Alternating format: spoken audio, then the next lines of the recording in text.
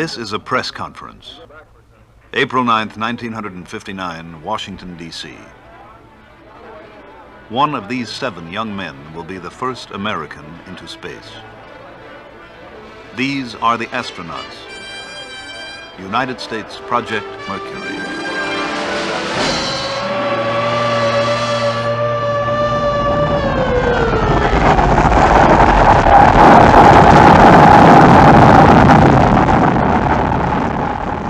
This launch carried an Earth satellite into orbit. Project Mercury is a beginning for man in space. It will take him 100 miles from the Earth. Here we think there are no radiation belts, solar winds, or unknown cosmic forces, but man, the scientist, the explorer, must see for himself. At 10,000 feet, the parachute will open.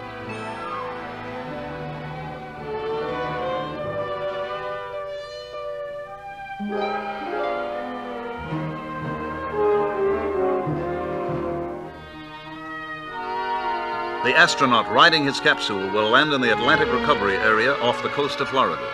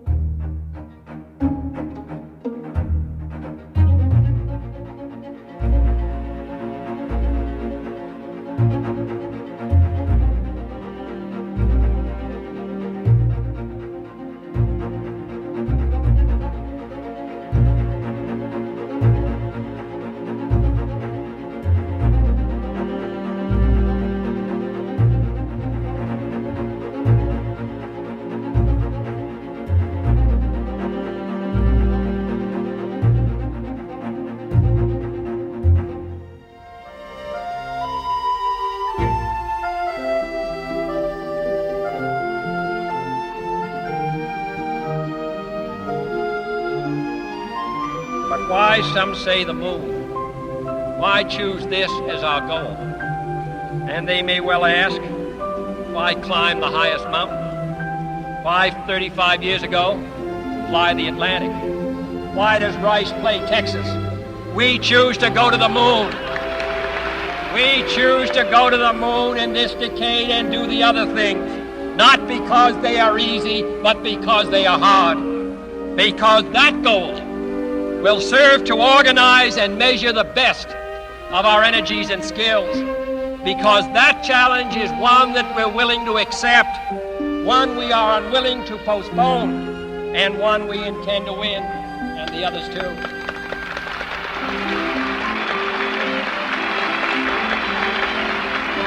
We shall send to the moon 240,000 miles away from the control station in Houston, a giant rocket more than 300 feet tall, the length of this football field, made of new metal alloys, some of which have not yet been invented, capable of standing heat and stresses, several times more than have ever been experienced, fitted together with a precision better than the finest watch, carrying all the equipment needed for propulsion, guidance, control, communications, food, and survival on an untried mission to an unknown celestial body, and then return it safely to Earth re-entering the atmosphere at speeds of over 25,000 miles per hour, causing heat about half that on the temperature of the sun, almost as hot as it is here today, and do all this, and do all this, and do it right,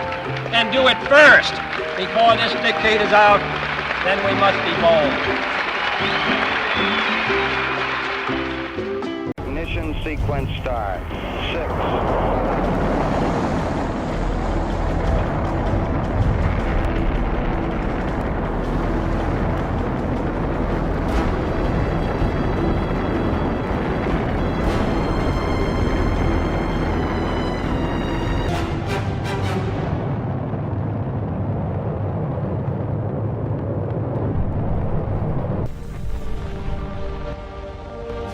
The first thing, obviously, that we're going to have to do is to undock from the command module. Roger, how does it look? And then we rotate it around so that Mike could sort of make a quick check of our landing gear. Listen, Dave, everything's going just swimmingly. Beautiful. Then the first thing we need to do is establish communication with the Earth. Houston Eagle, how do you read? Bye-bye, Eagle. We're standing by for your burn report, over. Columbia, Houston, we've lost all data with Eagle. Please have him reapply on a high gain, over. Eagle, Houston, we recommend you yaw 10 right will help us on the high gain signal strength, over. Okay, you should have me now, Houston. Eagle, we got you now. It's looking good, over. You go to...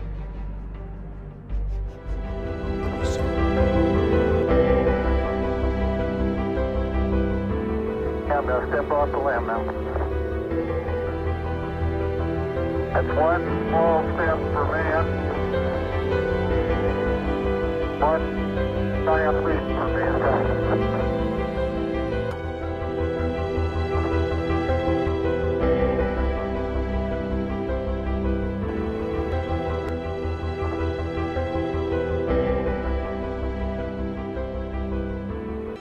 Okay, you're going to get the contingency sample there? Right.